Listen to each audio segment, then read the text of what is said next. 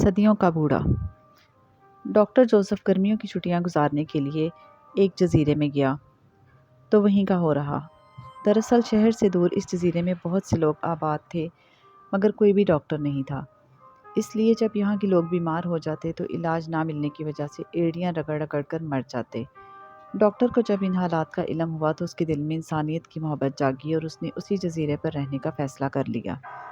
جزیرے کے لوگ ڈاکٹر کے اس فیصلے سے بہت خوش ہوئے۔ انہوں نے ڈاکٹر کے لیے خوبصورت گھر بنایا اور پھر اسے تمام سہولیات فراہم کیں۔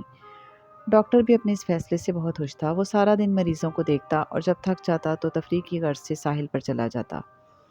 ایک روز ایک عجیب بات ہوئی۔ ایک آدمی ڈاکٹر کے پاس آیا اور بولا، ڈاکٹر صاحب، میرا باپ بہت بیمار ہے، کیا آپ میرے ساتھ چل کر اسے دیکھ سکتے ہیں؟ ڈاکٹر نے فوراً حامی بھر لی اور اپنا بیگ اٹھا کر اس کے ساتھ چل پڑا۔ ایک طویل فاصلہ طے کرنے کے بعد وہ ایک بوسیدہ سے لیکن بہت بڑے مکان پر جا پہنچے۔ ڈاکٹر ایک تاریک کوریڈور میں سے گزر کر جب کمرے میں پہنچا تو بستر پر پڑے ایک نہایت لاغر اور بوڑھے شخص کو دیکھ کر حیرت اور خوف سے اس کی چیخ نکل گئی۔ وہ بالکل کسی رینگنے والے جانور کی طرح لگ رہا تھا۔ ڈاکٹر صاحب، خدا کے لیے میرے بابا کو بچا لیجیے، یہ مر جائیں گے۔ ڈاکٹر جوزف کو بلا کر لانے والے شخص نے مریض کی طرف اشارہ کرتے ہوئے التجا کی۔ حوصلہ رکھو، سب ٹھیک ہو جائے گا، ڈاکٹر نے اس آدمی کو تسلی دیتے ہوئے کہا۔ مگر اس کا خیال تھا کہ بوڑھا، جس کا نام ولیم تھا، موت کے دہانے پر کھڑا ہے اور چند لمحوں کا مہمان ہے۔ خیر، ڈاکٹر کا کام تو آخری سانس تک کوشش کرنا ہے، سو ڈاکٹر جوزف نے بھی اچھی طرح ولیم کا چیک اپ کیا اور اسے دوا دے دی۔ جب ڈاکٹر وہاں سے رخصت ہونے لگا تو اس آدمی نے اسے فیس کے طور پر سونے کا ایک ایسا سکہ دیا جو تقریباً 1 صدی پہلے استعمال کیا جاتا تھا۔ پہلے تو ڈاکٹر نے اسے لینے سے ہچکچاہٹ ظاہر کی، لیکن پھر بوڑھا ولیم لرزتی ہوئی آواز میں بولا، لے لو ڈاکٹر، تم نے یہاں آ کر اور مجھے دوا دے کر مجھ پر بہت بڑا احسان کیا ہے۔ پھر اس نے اپنے کانپتے ہوئے ہاتھوں سے ڈاکٹر کا ہاتھ تھام لیا اور اسے اس کے ہاتھ کو چوم لیا۔ ڈاکٹر جوزف نے دھیرے سے اپنا ہاتھ چھڑایا اور ولیم کو بستر پر لٹا کر آ گیا۔ جب وہ اس مکان سے باہر نکلا تو ڈاکٹر کے اس ہاتھ پر جہاں بوڑھے ولیم نے بوسہ لیا تھا سرخ نشان پڑ گیا تھا اور اس میں جلن ہونے لگی تھی۔ وہ اچانک بہت کمزوری محسوس کرنے لگا۔ اس رات ڈاکٹر کو ٹھیک سے نیند بھی نہ آئی اور جب آئی تو ڈراؤنے خوابوں نے اسے جگا دیا۔ اگلی صبح جب ڈاکٹر جوزف دوبارہ بوڑھے ولیم کو دیکھنے گیا تو رات بھر جاگتے رہنے کی وجہ سے اس کا سر بوجھل ہو رہا تھا، اور جب وہ ولیم کے مکان میں داخل ہوا تو اچانک اسے عجیب سا احساس ہونے لگا، جیسے اس کی چھٹی حس اسے کسی خطرے سے آگاہ کر رہی ہو۔ مگر ڈاکٹر نے اس خیال کو جھٹک کر ولیم کا چیک اپ کرنے لگا۔ وہ کل کی نسبت آج بہت بہتر لگ رہا تھا اور اس کی آواز میں کل کی طرح لرزش بھی نہیں تھی۔ اس نے ڈاکٹر جوزف کا شکریہ ادا کیا اور ایک بار پھر اس کا ہاتھ چوم لیا۔ ڈاکٹر کو یکایک شدید کمزوری کا احساس ہوا اور وہ چکرا کر گر پڑا اور بے ہوش ہو گیا۔ جب ہوش آیا تو ولیم اور اس کے 2 نوکر اس کے پاس موجود تھے۔ انہوں نے اسے گرم دودھ پلایا۔ مریض میرا انتظار کر رہے ہوں گے، میں چلتا ہوں، ڈاکٹر جوزف نے اٹھنے کی کوشش کرتے ہوئے کہا، مگر اس سے کھڑا نہیں ہوا گیا اور وہ پھر لیٹ گیا۔ ڈاکٹر، تم کمزور اور تھکے ہوئے ہو، ایک دن یہیں آرام کر لو، ولیم نے کہا اور ڈاکٹر نہ چاہتے ہوئے بھی وہیں رک گیا۔ تقریباً 1 ہفتہ گزر گیا۔ ولیم پر شاید ڈاکٹر جوزف کی دوا نے بہت اچھا اثر ڈالا تھا، کیونکہ اب اس کی حالت بہت بہتر ہو گئی تھی اور وہ پہلے کی طرح بوڑھا بھی نہیں لگ رہا تھا۔ البتہ ڈاکٹر جوزف بہت کمزوری محسوس کرتا تھا۔ اس کے ہاتھ پر سرخ نشان بہت گہرا ہو گیا تھا اور اس میں جلن بھی ہوتی تھی۔ ایک دن اچانک ڈاکٹر جوزف نے آئینے میں اپنا چہرہ دیکھا تو حیرت زدہ رہ گیا۔ اس کے بال سفید ہو گئے تھے اور چہرے پر جھریاں پڑ گئی تھیں۔ وہ چند ہی دن میں خاصا بوڑھا ہو گیا تھا اور دوسری جانب ولیم روز بروز جوان ہوتا جا رہا تھا۔ ڈاکٹر کا ذہن اس پراسرار معمے کو سلجھانے میں ناکام رہا تھا۔ چنانچہ اس نے ولیم سے بات کرنے کا فیصلہ کیا اور گرتا پڑتا اس کے کمرے کے قریب جا پہنچا اور دروازے پر دستک دی اور بولا، ولیم، تم کہاں ہو؟ مجھے تم سے کچھ پوچھنا ہے، مجھے اندر آنے دو۔ نہیں ڈاکٹر، تم اندر نہیں آ سکتے، ولیم کی آواز سنائی دی۔ نہیں، تمہیں میرے سوالوں کا جواب دینا ہوگا، ڈاکٹر جوزف نے کہا اور کمرے میں داخل ہو گیا۔ بتاؤ تم کون ہو؟ ولیم نے اس کی طرف دیکھا اور بولا، میں زمین کی ایک قدیم مخلوق ہوں جو زمین پر صدیوں سے زندہ ہے، اور ہر چاند کی 14ویں رات کو ہم اپنی اصلی رینگنے والی شکل میں آتے ہیں اور پھر سورج نکلتے ہی انسانوں کا روپ دھار لیتے ہیں، ولیم نے جواب دیا۔ ڈاکٹر چونک اٹھا۔ مجھے تم سے ایک اور سوال کرنا ہے۔ 1 ہفتہ پہلے میں جوان اور مضبوط تھا، مگر اب بوڑھا اور کمزور ہو گیا ہوں۔ تم نے میرے ساتھ کیا کیا ہے؟ ڈاکٹر جوزف نے پوچھا۔ میں صدیوں کا بوڑھا ہوں۔ ہر 10 سال بعد ہماری نسل کے رکن تمہاری نسل کے جوان آدمی سے اپنی جوانی اور توانائی دوبارہ حاصل کرتے ہیں۔ تمہارے ہاتھ پر میں بوسہ لیتے ہوئے تمہارے جسم سے طاقت اور زندگی کھینچ لیتا ہوں، ولیم نے مکارانہ لہجے میں کہا۔ میں سمجھتا رہا کہ تم احسان مندی سے میرے ہاتھ چومتے ہو، مگر تم میری زندگی اور توانائی چھینتے رہے۔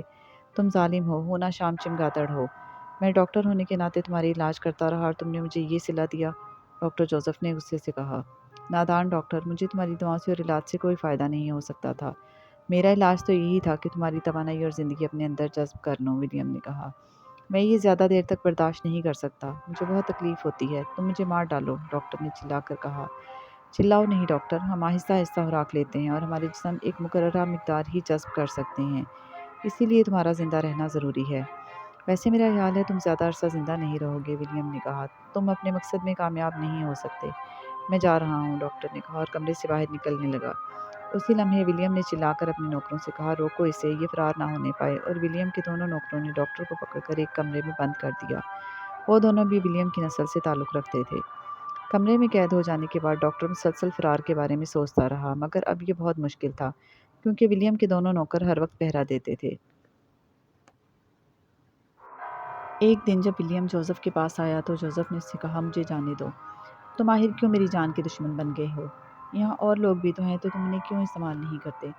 اگر تم بہت سے لوگوں سے زندگی اور توانائی حاصل کرو گے تو تمہارا کام بھی ہو جائے گا اور کوئی شخص مرے گا بھی نہیں۔ ہم ایسا نہیں کر سکتے، کیونکہ جب ہم کسی ذی رخ کو منتخب کرتے ہیں تو صرف اس سے زندگی اور توانائی حاصل کرتے ہیں، اور یہ عمل اس وقت تک جاری رہتا ہے جب تک کہ اس کی زندگی کا آخری قطرہ نہ نچوڑ لیں، ولیم نے کہا۔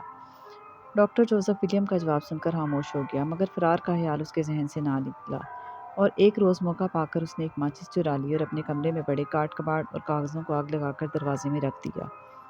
ولیم اور اس کے نوکروں نے ڈاکٹر کو بچانے کے لیے دروازہ کھولا۔ ڈاکٹر دروازہ کھلتے ہی دھوئیں کا فائدہ اٹھاتے ہوئے فرار ہو گیا اور ساحل پر آ گیا۔ وہاں اس کی نظر ڈاکٹر ایان پر پڑی، جو ایک زمانے میں اس کا ہم جماعت رہ چکا تھا۔ وہ فوراً اپنے دوست کے پاس گیا۔